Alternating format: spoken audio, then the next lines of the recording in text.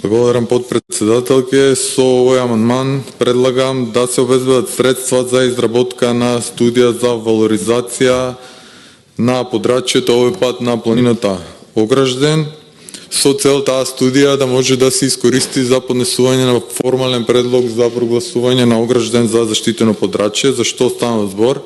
Како што е нападнат Кожув од луѓе кои за личен профит сметаат дека е нормално да се уништи се живо и диво, така и на Огражден има такви луѓе кои што планираат отварање на, кои што имаат во план да отворат рудник со отворен коп за металични минерали, и народот ваквиот рудник си го нарече рудник на смртта, затоа што истиот ја загрозува Струмица и цела Струмичка котлина која што има преку 70 живи села.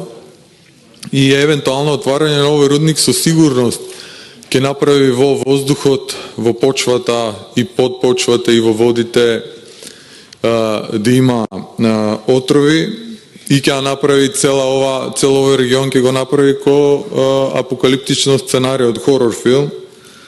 Тоа што е уште полошо, во планот за отварање на овој рудник на смртта има предвидено брана висока фантастични 276 метри за хидројаловиште. Толку висока брана за хидројаловиште нема никаде во светот, а хидројаловината е композит од отрови, а тоа е таму трусно подрачје и еден малку посилен земјотрес.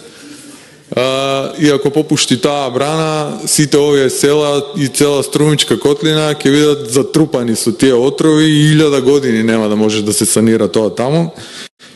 И затоа со овој амандман предлагам да се обезбедат средства за изготвување на студија за да може формално да се покрене постапка за заштитено подрачје и на регионот околу планината Огражден, и со овој рудник еднаш за секогаш да се затвори темата. Благодарам.